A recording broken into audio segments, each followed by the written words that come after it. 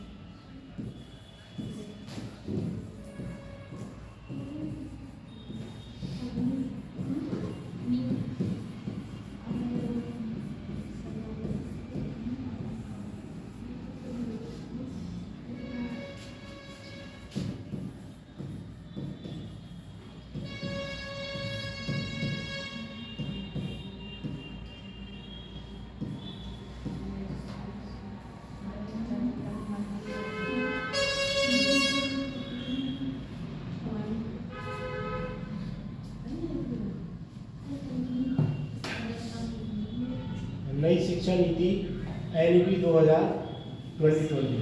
NEP की full form है national education policy. इसमें जो स्कूली शिक्षा है ये नीति पाठ्यक्रम व्यापक पारदर्शन, व्यापक परिवर्तन, आसान बोर्ड परीक्षाएं, मुख्य महत्वपूर्ण तत्वों का और इसके पाठ्यक्रम को कटौती के अनुभवात्मक शिक्षण, शिक्षा, आलोचनात्मक चिंतन पर ध्यान केंद्रित करती है। और जो नई शिक्षा नीति शैक्षिक संरचना पाठ्यक्रम के साथ प्रारंभिक बालावस्था देखभाल शिक्षा, नई शिक्षा नीति में आयु समूह के अनुरूप, देखो एक पॉइंट में आपको बेटा बात मत करना, जो पॉइंट मैं आपको लिखवा रहा हूँ पॉइंट टू पॉइंट नोट करते रहना, क्योंकि ये जो है आपके लिए बहुत लाभकारी है। जैसे 5 + 3 + 3 + 4 ये सिस्टम रखा गया है एनईपी के अंतर्गत। और ये क्वेश्चन अभी जो परीक्षा हुई थी यूजीसी नेट, उसमें एजुकेशन में ये क्वेश्चन पूछा गया था कि एनईपी 2020 में जो लक्ष्य रखा गया है उसमें जो शिक्षा नीति है उसकी आयु समूह को किस क्रम में रखा गया है। तो इसमें आप इस पॉइंट को नोट कर लेना अपने पास कि सर ने हमें ये बताया था। इसमें से 5, 3, 3, 4 ये रखा जाएगा सिस्टम किसमें, न्यू एजुकेशन पॉलिसी के अकॉर्डिंग। इसमें जो पहली जो सिस्टम है उसमें रखा जाएगा 3 से 8 वर्ष, और दूसरे में पहले में 308 वर्ष मूलभूत चरण यानी कि फाउंडेशनल स्टेज। उसके बाद दूसरा है 8 से 11 प्रारंभिक। उसके बाद तीसरा है 11 से 14 मध्य मिडिल, और 14 से 18 है माध्यमिक सेकेंडरी। 14 से 18 लिख दो क्या? नहीं लिख पा रहा हूँ, बताओ। लिख दे रहा हूँ माध्यमिक सर। हाँ माध्यमिक।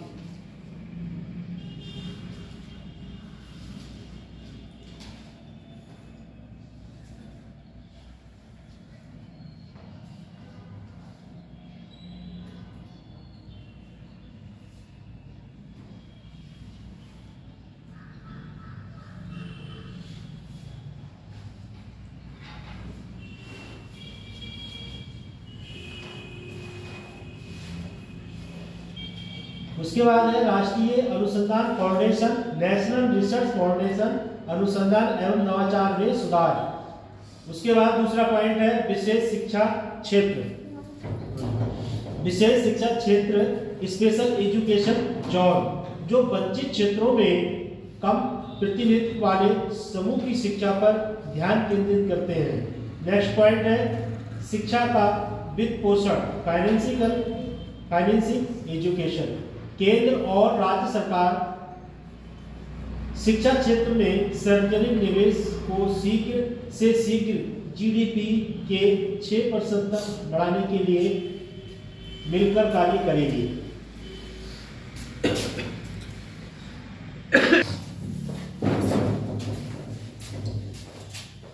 पहले चल रहा था साक्षर भारत मिशन। तो साक्षर भारत मिशन के अकॉर्डिंग क्या था कि हर व्यक्ति को साक्षर होना है, अनपढ़ नहीं रहना है। और निरक्षर का मतलब है कि निरक्षर जब रहेगा तो वो अनपढ़ रहेगा और जब भी कहीं जाएगा वो अंगूठा टेक रहेगा। पर सरकार ने ऐसा सिस्टम लागू कर दिया, अगर कहीं भी जाओगे तो सबसे पहले अंगूठा ही लगेगा, पैसे भी निकालने जाओ अंगूठा लगेगा, और डिजिटल हो रहा है तब भी अंगूठा लगेगा। आधार कार्ड बनवाओगे तब भी अंगूठे लगाओगे, फिंगर लगाओगे और आपकी रेटिना उसमें कैच होंगी।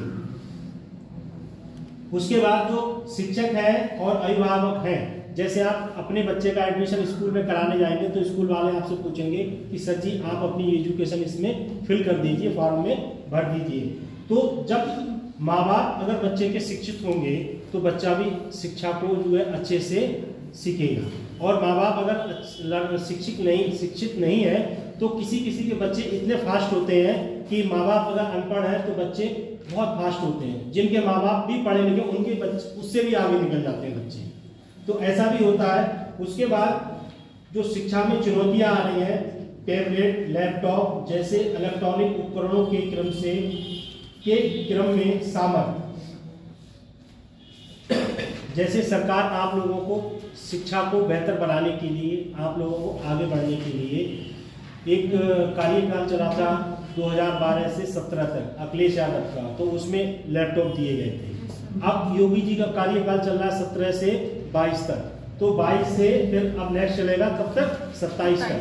तो जो बच्चे हैं उनके लिए मोबाइल सुविधा भी उपलब्ध की गई है और टेबलेट भी मिले हैं। उसके बाद जो है जैसे अभी जो बच्चे, जिन बच्चों ने बीए कर लिया उनके लिए मोबाइल वितरण की सूचना आ गई, जिन्हें भी मोबाइल आ गए हैं। और अब नेक्स्ट हो सकता है इसी हफ्ते में, इसी महीने में बच्चों के लिए मोबाइल मिल जाए, क्योंकि केवाईसी जब हुई होगी तो उसमें केवाईसी में आपका पूरा डाटा अपलोड होगा सरकार के पास, क्योंकि जब एक चीज़ ले लोगे तो दोबारा वो चीज़ नहीं मिलेगी। तो है, तो जिसका नहीं किया है वो जाएगा, या नहीं किया है तो अगर नहीं लेना चाह रहा तो अपनी मत कराओ केवाईसी। उसमें नो फॉर्म लिख के कॉलेज वाले को डाटा डाल दिया। क्यों? क्या करा, बीए करा, बीएससी की, तो डाटा नहीं है, डाटा तो होना चाहिए। स्कूल वाले वो सब कर लेते हैं। किस स्कूल में हो? स्कूल वाले घोटाला कर देते हैं। स्कूल वाला कोई घोटाला नहीं करेगा, तुम्हें उस चीज़ की जानकारी नहीं है। अरे सर देते नहीं है, बोल देते हैं कि डाटा तुम्हारा डाटा। देखो इधर देखो, इसे बंद करो, करो। उसके बाद नेक्स्ट पॉइंट है गांवों और दूर दराज के इलाकों में इंटरनेट कनेक्टिविटी। जो गांव हैं, दूर दराज क्षेत्र है, तो उनमें इंटरनेट की सुविधा प्रदान की जाए, जिससे कि कनेक्टिविटी जो है उसकी सुविधा जो है उसके लिए चुनौती है। जैसे ग्रामीण क्षेत्र में जो लोग रहते हैं, किसी का मोबाइल नहीं चलता होगा, लैपटॉप नहीं, सिग्नल नहीं आ रहे होंगे, और जो है कनेक्टिविटी है उसके लिए कनेक्ट नहीं कर पा रहे हो, तो जैसे आपने देखा होगा ग्रामीण क्षेत्र में जन सेवा केंद्र खोले गए हैं, जहाँ अंगूठे लगाओ और पैसे निकालो।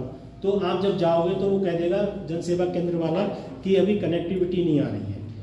तो जब जो व्यक्ति पैसे निकालने जाएगा तो वो कहेगा कनेक्टिविटी नहीं आ रही है, तो हमारे ये पैसे नहीं निकल पाएंगे, तो वो कहेगा अभी थोड़ी देर रुक जाओ, हो सकता है सर्वर डाउन हो गया हो, दोबारा अगर आ जाएगा तो आपकी सुविधा ये मिल जाएगी। स्थानीय भाषा में संग्रामी का अभाव, जो स्थानीय भाषा है उसमें भी इसका अभाव होता है। उसके बाद है रसायन विज्ञान जैसे व्यवहारिक उन्मुखी विषयों की ई लर्निंग की सीमाएं, शिक्षकों की औपचारिकता और परिवर्तन के प्रति प्रतिरोध जो रसायन विज्ञान है। जैसे रसायन विज्ञान क्या कहा जाता है? केमिस्ट्री का मेन ऑप्शन है कि जैसे जो लैब में टेस्ट होते हैं वो उसके अकॉर्डिंग आते हैं। जैसे फॉर एग्जाम्पल जैसे चीनी मिल में जो गन्ना पेराई होती है उसका जो रस निकलता है उसमें विभिन्न प्रकार के केमिकल लगाने के बाद चीनी को बनाया जाता है। तो उसमें परसेंटेज होती है कि कौन सा केमिकल किस मात्रा में हमें देना है। उसके बाद उसमें चीनी का भी प्रयोग होता है, उसका चूने का प्रयोग होता है चीनी बनाने में। उसके बाद व्यवहारिक उन्मुख विषयों की ई लर्निंग की सीमाएं जो रासायनिक विज्ञान है, इसमें विभिन्न प्रकार के केमिकलों की जानकारी होगी। और केमिकल की जानकारी किसे होगी? जो केमिस्ट होगा। केमिस्ट समझते हैं? जो केमिस्ट होगा उसे जानकारी होगी, या फिर रसायन विज्ञान से केमिस्ट की जो डिग्री लियो होगा। केमिस्ट में जैसे आपके पास विभिन्न प्रकार की डिग्रियां होती है केमिस्ट में, जैसे केमिकल इंजीनियरिंग डिप्लोमा होता है, बीटेक होता है। और उसके बाद जो है जो लैब में टेस्ट होते हैं, जैसे आपने देखा होगा, जैसे आप आरबीसी, डीएलसी, टीएलसी, आरबीसी जो खून का टेस्ट कराते हैं, तो उसमें जो आपका टेस्ट करेगा वो डीएमएलटी वाला करेगा या बीएमएलटी वाला, इस यानी कि डिप्लोमा लैब मेडिसिन टेक्नीशियन। उसके बाद BMLT यानी कि बैचलर मेडिसिन लैब टेक्नीशियन। तो ये क्या करेगा? ये आपका जांच तब करेगा ये व्यक्ति डिग्री लिया हुआ है या इससे पहले उसने ये काम सीखा है।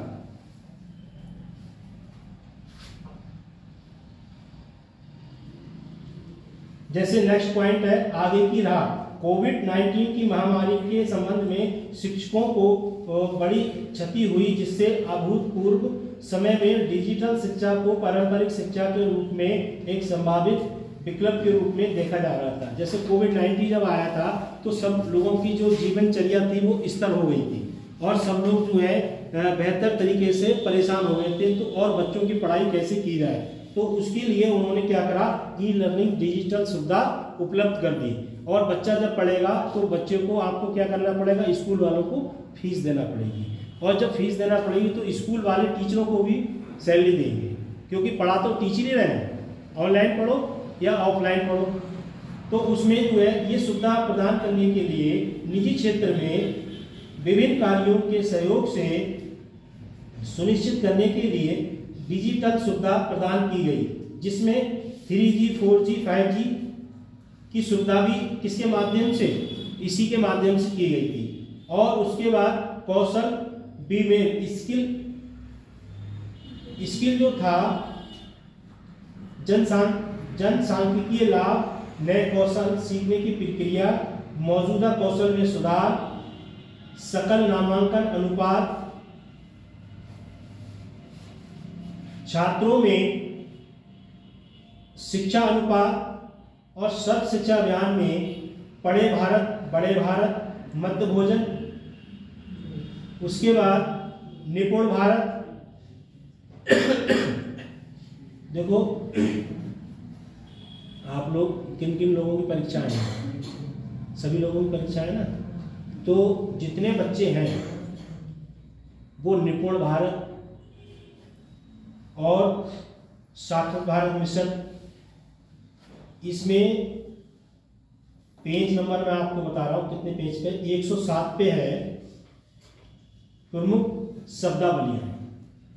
ठीक है, इसको नोट कर लो अपने कॉपी में। और नोट करने के बाद इसमें जितने भी इंग्लिश में, हिंदी में दिए गए हैं उनको सबको याद कर लेना। जैसे उड़ान का क्या कार्य है, ठीक है।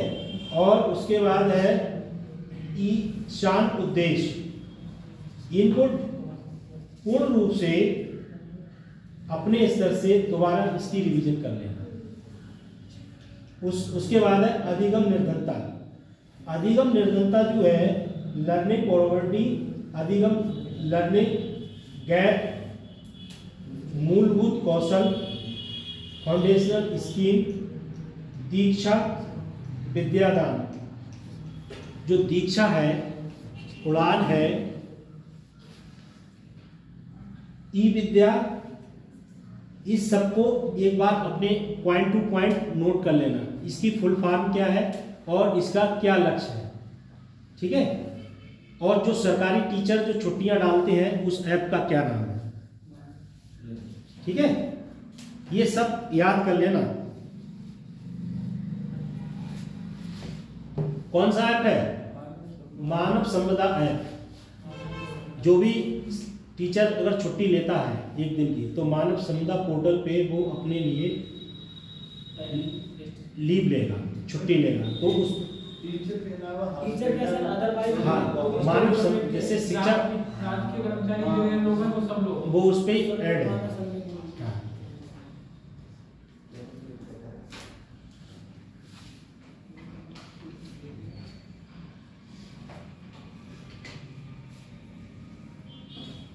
नेक्स्ट पॉइंट है गरीबी और भुखमरी। गरीबी भुखमरी जो है कई रूप को प्रकट करती है, जैसे नीचे चर्चा में दिया गया है। जैसे स्वास्थ्य, गरीबी रेखा के नीचे जो लोग यापन करते हैं वो भुखमरी के शिकार होते हैं। जैसे कौशल निर्धनता, शिक्षा तक अगर खराब है उनकी तो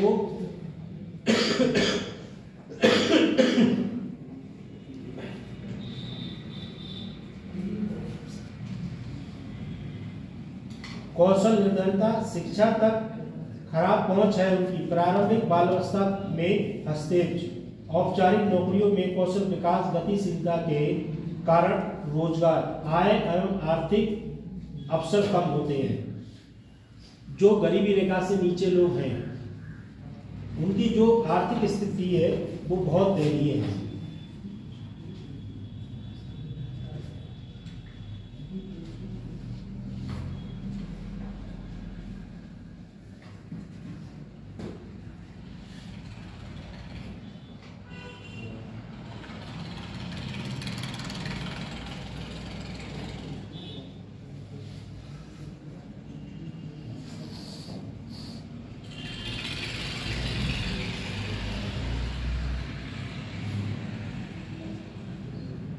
ये पीडीएफ अगर चल जाती तो बहुत बढ़िया रहती। सर क्या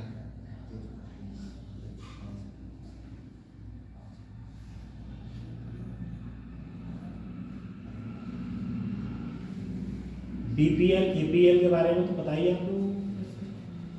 निर्धनता का नागरिकरण, जो निर्धनता है वो एक ऐसा है परिदृश्य है जिससे कि जिस निर्धनता में व्यक्ति अगर है तो वो क्या चाहेगा कि मैं निर्धन ही रहूं। वो चाहता है कि मैं निर्धन हूं तो किसी समय मेरा ऐसा है कि मैं पूंजीपति भी बन जाऊं।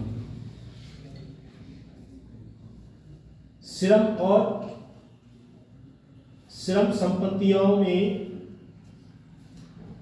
घरेलू महिलाएं जो है कामकाज और देखभाल की जिम्मेदारी का बोझ उठाती हैं, जिससे उनके पास आय उत्पादन गतिविधियों के लिए समय और ऊर्जा बनी रहती है। जैसे आपने देखा होगा कुछ महिलाएं हैं कार चोरी का कार्य करती हैं, कुछ महिलाएं बीड़ी बनाने का कार्य करती हैं, कुछ महिलाएं हैं जो माला वाला जो उसमें होने का कार्य करती हैं।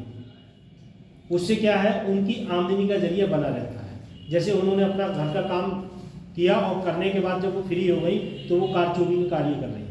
उससे क्या है, उससे उनकी आमदनी का जरिया लगातार बेहतर है और उनकी जो श्रम करने की जो क्षमता है घरेलू कामकाज को देखरेख करने के बाद अपने परिवार को आगे बढ़ाने के लिए वो विभिन्न कार्य करती हैं। जैसे आपने देखा होगा विभिन्न प्रकार कुछ महिलाएं ऐसी जिन्हें सिलाई कार्य आता है तो उन्होंने अपना घर का काम किया और अपनी आय का स्रोत बढ़ाने के लिए सिलाई मशीन पे कार्य करने लगी। तो उससे क्या होता है उनकी जो दयनीय स्थिति है वो मजबूत हो जाती है। अगर कोई व्यक्ति 4 घंटे 5 घंटे काम करेगा तो 200-400 रुपए तो कमाएगा ही। तो जब वो 200-400 रुपये जब कमाएगा तो उसकी आमदनी का स्तर अच्छा हो जाएगा।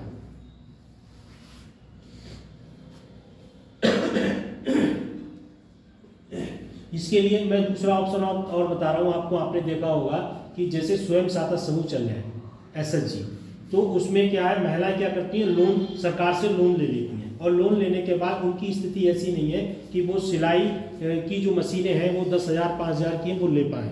तो समूह से उन्होंने पैसा लिया और पैसा लेने के बाद वो मशीन खरीद के लेके आ गई।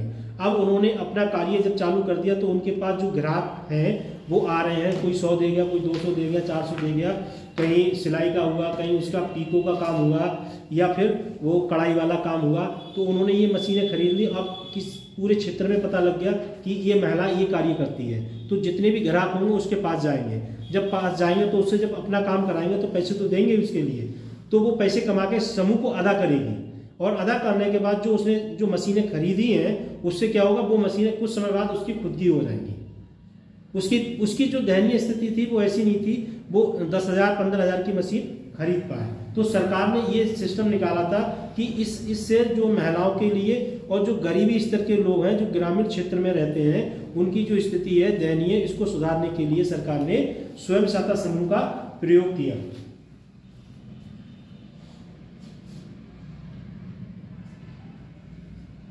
इससे नवीनतम डेटा और रुझान जो है, भारत की जो महिलाएं हैं श्रम में भागीदारी काफ़ी रही है उनमें, और पुरुष की तुलना में काफ़ी कम औपचारिकता पर महिलाओं ने सहमति और अवसर के रोजगार को भी आगे बढ़ावा दिया है। जो महिलाएं हैं वो ऐसा नहीं है कि कुछ महिलाएं कार्य नहीं करती हैं, महिलाओं भी कार्य करती हैं और उन्होंने अपने परिवार को चलाने के लिए काफ़ी अच्छे रुझान दिए हैं। जैसे 2008 में मैं नाबार्ड में था, तो नाबार्ड में जो महिलाएं थीं वो जैसे इसमें सभी जाति धर्म के बच्चे बैठे हैं। कुछ महिलाएं ऐसी हैं जिनके पास खुद का अपना बड़ा सा घर है और घर में वो अपना श्रम कार्य करना चाहती हैं और घर से बाहर नहीं जाना चाहती हैं। तो महिलाओं ने क्या करा, वो जो जगह है उस पर एक गड्ढा खुदवाया और गड्ढा खुदवाने की मिट्टी चारों तरफ निकलवा दी और उसको तालाब बना लिया। और तालाब बनाने के बाद उसमें मछली उत्पादन शुरू कर दिया। और क्योंकि मछली उत्पादन जब शुरू कर दिया तो उसमें जो है मछली लाके उन्होंने छोटे बच्चे को छोड़ा और मछलियाँ बड़ी हो गई। तो उससे क्या है, उनके लिए पैसे की आमदनी का जो तरीका है वो बन गया। उसमें जो है उन्होंने मछली पालन एक उद्योग के रूप में कार्य करना चालू कर दिया और इसके लिए सरकार ने उनकी आर्थिक मदद की।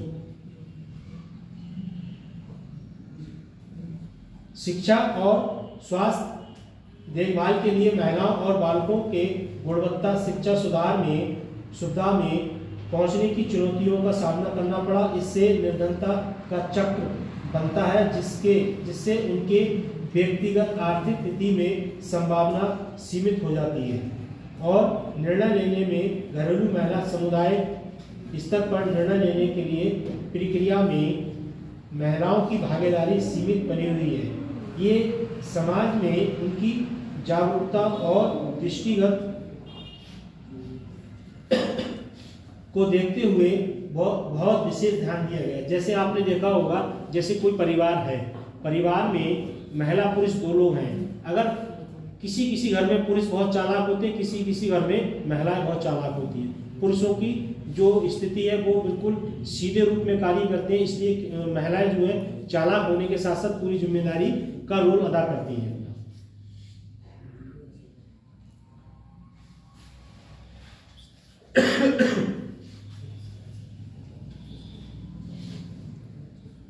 भारत में भुखमरी की स्थिति, राष्ट्रीय परिवार स्वास्थ्य सर्वेक्षण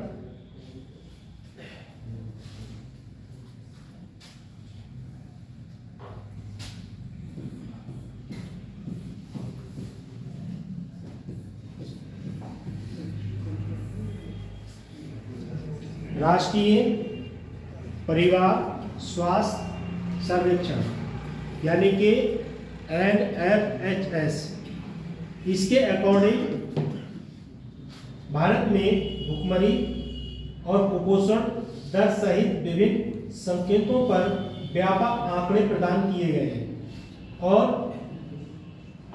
2019-20 के अनुसार 5 साल में कम से कम उम्र के बच्चों में स्टैंडर्ड उम्र के रूप में कम लंबाई की व्यापकता।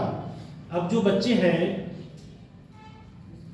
आंकड़े कैसे सरकार पता लगाती है? सर्वेक्षण के द्वारा सर्वे की जाती है और सर्वे के अकॉर्डिंग पता लग जाती है। जैसे आपने देखा होगा कि जितने भी बच्चे इस क्लास में बैठे हुए हैं, उससे पहले जो जनरेशन थी उसमें क्या व्यक्ति बहुत लंबे चौड़े हुआ करते थे, और अब जो जनरेशन है उनमें जनरेशन की हाइट कम है। क्यों कम है? उसका भी रीजन है, क्योंकि पहले के लोग जो थे वो चने की रोटी, मक्के की रोटी, बाजरे की रोटी खाते थे और देसी घी का इस्तेमाल करते थे, मट्ठे का दही का सेवन करते थे। और अब लोग क्या करते हैं कि उस चीज को खाने से घबराते हैं। तो जब पौष्टिक आहार, कैल्शियम बॉडी के अंदर नहीं पहुंचेगा तो आपकी ग्रोथ कहां से होगी? ग्रोथ होगी?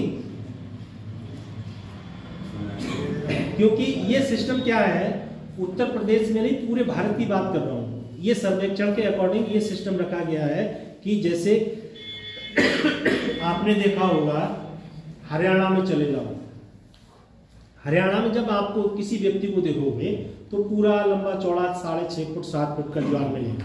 क्यों? उसका कारण क्या है? उसका कारण यह है उनका जो खान पीन स्तर है वो ज्यादा बेहतर है, और जनरेशन का जो प्रोसीजर है वो ऐसा ही है जैसे माँ बाप के अकॉर्डिंग बच्चे की जनरेशन होती है।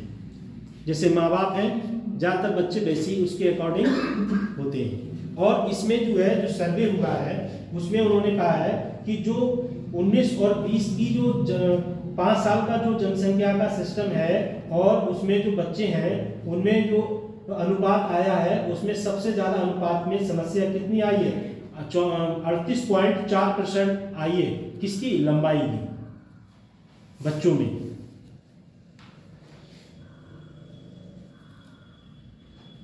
लंबाई के अनुपात 21 से बढ़कर 2019-20 में जो लंबाई थी वो कितनी आ गई? 38.4%। और NFH के अनुसार 4 में जो मामूली रूप से कम होकर 34.7 हो गई है, जबकि बेस्टिंग लंबाई के अनुरूप में वजन 21 से बढ़कर 24.4। और जो बच्चे हैं उनका जो वजन है वो भी कम हो रहा है, क्योंकि जब खान पीन अच्छा नहीं रहेगा, कुपोषण और पोषण जो है बेहतर अगर होगा, पोषण आपका अच्छा होगा तो पर्सनालिटी डेवलप होगी, और पर्सनालिटी डेवलप होगी तो स्वस्थ रहोगे, और स्वस्थ रहोगे तो मन भी स्वस्थ रहेगा और पेट भी स्वस्थ रहेगा। और सुबह ही उठकर अगर ऐसा सुबह ही आपने अच्छा भोजन, अच्छा पोषण इस्तेमाल किया तो मन भी स्वस्थ रहेगा और पेट का डाइजेशन भी सही रहेगा और दिमाग भी सही काम करेगा। और अगर आप अच्छे से सेवन नहीं करते हो तो स्वस्थ बॉडी स्वस्थ नहीं रहेगी, ये बॉडी पे सबसे बड़ा असर डालती है। और पर्सनालिटी बनाने के लिए आपको विभिन्न प्रकार की एक्टिविटी करना पड़ेगी, विभिन्न प्रकार के फूड वगैरह, ड्राई फूड और आपका जो खाने पीने की सेवन करने की चीज़ें हैं वो खाना पड़ेगा। और जैसे इस समय जो ऋतु चल रही है, ऋतु के अकॉर्डिंग जो है फल सब्जियां भी खाना बहुत जरूरी है।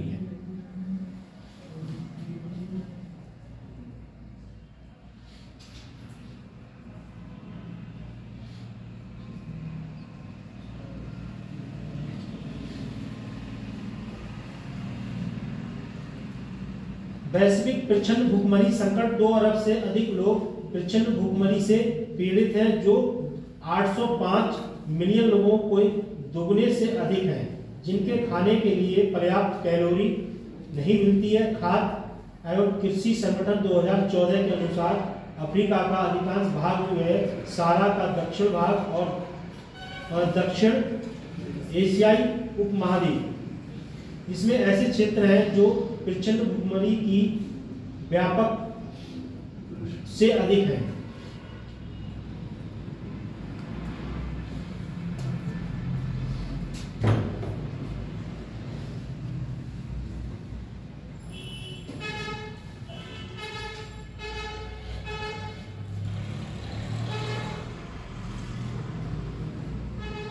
उसके बाद है प्रधानमंत्री गरीब कल्याण अन्न योजना PMGKAY। कोविड-19 के अनुसार महामारी के दौरान शुरू की गई PMGKAY का उद्देश्य था संकट के समय खाद्य सुरक्षा को कम करने के लिए कमजोर परिवारों को अतिरिक्त मुफ्त खाद्य सामग्री उपलब्ध कराना।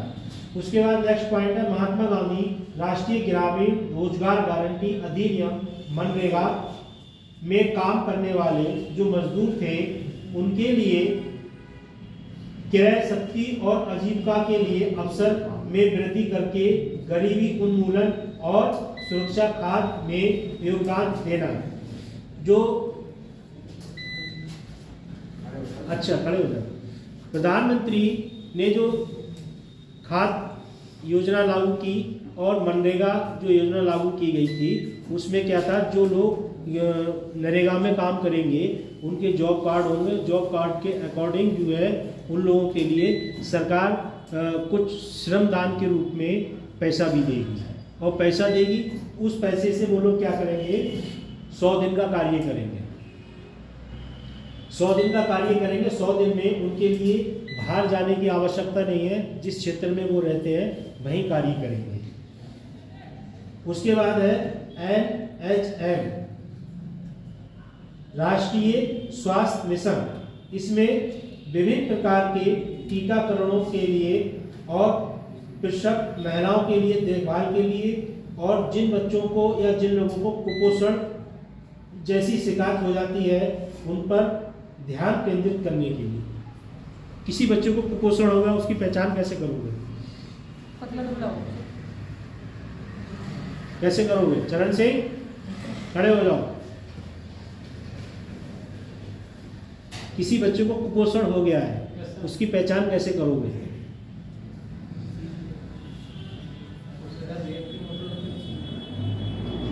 उसे देखोगे, देख के कैसे पहचान करोगे? उसके लक्षण, उसके हाव। तुम अपनी सामग्री लेके आगे आओ।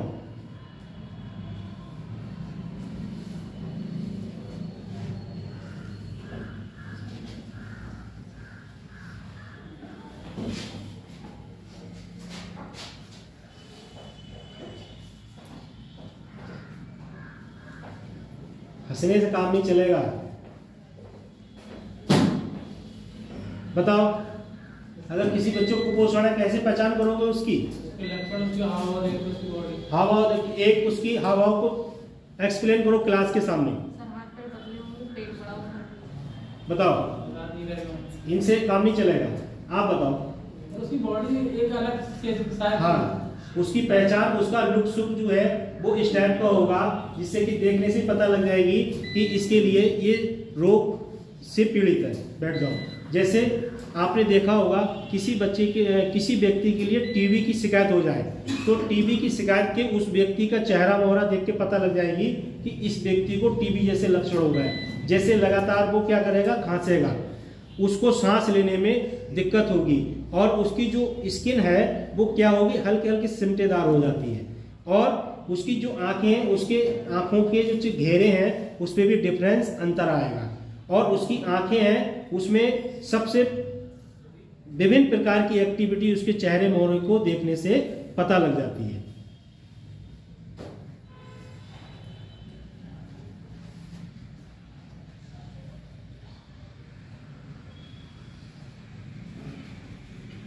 उसके बाद है खाद्य कार्यक्रम।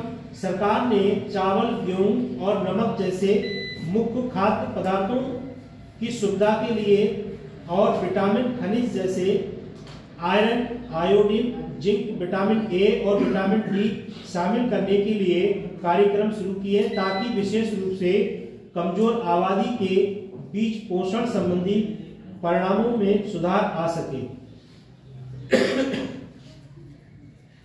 जैसे चावल, गेहूं, नमक और विटामिन ए और विटामिन डी जैसी सुविधाएं प्रदान की गई हैं। क्या क्या मिलता है खाद्य सामग्री में? गेहूं, चावल, नमक, चने और दाल, ये चीजें मिलती हैं। और उसके बाद जब कुछ समय के लिए क्या मिला था बताओ? तुम तो गांव के रहने वाले हो, एक पैकेट लिया होगा तुमने रिफाइंड का, नहीं मिला? सर वो तो मिलता है, अभी मिलता है, अभी भी मिलता है सर, अभी भी मिलता है, अब नहीं मिलता है। अभी मिलता है। वो उन बच्चों के लिए मिलता है जो आंगनबाड़ी केंद्र पे हैं। और जो गल्ले की दुकान पे हैं, वह गल्ले से जो मिलता है वो केवल उस समय मिला था, अब उस चीज़ को नहीं दिया जाता। गले की दुकान में बाजरा भी मिला। हाँ, बाजरा खाया था? लेकिन हमें मिलता ही नहीं है। एक रोटी बाजरा की खा लोगे तो पूरी रात लिहाफ नहीं ओढ़ोगे। कुछ नहीं होता। हाँ, क्योंकि बाजरा की रोटी खाई थी, जिसने खाई हो उसे पता है कुछ नहीं होता सर। कुछ नहीं होता है। क्या राशन कार्ड ही बने करना हैं? हाँ, अपनी बात खाइए सर, आपका राशन कार्ड नहीं है। राशन कार्ड नहीं है तो राशन कार्ड बनवा लो। उसके बाद है पोषण समृद्धि हेतु नीति आयोग की अनुभव और भारत में 75 कार्य नीति। भारत सरकार ने जो पॉलिसी ठीक थी, टैंक नीति थी, आयोग ने पूरे देश में पोषण को बढ़ावा देने के लिए new India at the 75 vision के तहत रणनीति तैयार की थी। जो पोषण था उसके लिए पूरे भारत में इसके लिए गल्ला देने के लिए सुविधा थी, गेहूं, चावल और नमक जैसे। इसके लिए सरकार ने क्या करा था, एक नीति तैयार की थी। और ये नीति कब लागू की गई थी? विशेष रूप से जब सब लोग घर में थे और खाने की समस्या थी, तब उन्होंने क्या करा, कोविड के समय ये नीति को लागू किया। और लागू करने के बाद पूरे भारत में जो भुखमरी के पायदान पे लोग चल रहे थे, उनके लिए अनाज की सुविधा प्रदान की थी। उसके बाद नीति और शासन संबंधी मुद्दे पर ध्यान। पोषण अभियान के तहत राज्यों के लिए लचीलेपन बढ़ावा, ताकि विशेष कार्यक्रम के तहत सबके जीवन दृष्टिकोण के साथ प्रयोग कर सके। जो कार्यक्रम था वो जो है सबके जीवन के लिए लाभदायक था और सभी राज्यों में इस चीज को लागू किया गया था। जैसे अपना पड़ोसी राज्य कौन सा है? उत्तराखंड। जब यूपी में समस्या थी और यूपी के व्यक्ति उत्तराखंड में फंस गए और फंसने के बाद उनके पास राशन कार्ड था, तो आप किसी कोटे की दुकान पे जाओगे, राशन कार्ड दिखाओगे और वो मशीन में आपका फिंगर लगाएगा और नंबर डालेगा, शो कर जाएगा, तो गल्ला देने उसकी मजबूरी है। क्योंकि सरकार का एक नियम था, आदेश था, उस नियम को फॉलो करना बहुत जरूरी था। इसलिए सभी के लिए, जो व्यक्ति जहाँ फंस गया है, राशन कार्ड है, उसके लिए मिला था। और उसके बाद सभी स्तरों पर सम्मानित कार्रवाई सुनिश्चित करना। अगर ये व्यक्ति अगर इस चीज को नहीं स्वीकार करता है तो उसके खिलाफ कार्रवाई की भी सुविधा प्रदान की गई थी। हर जिले में नियम लागू किया गया था, हर राज्य में था ये।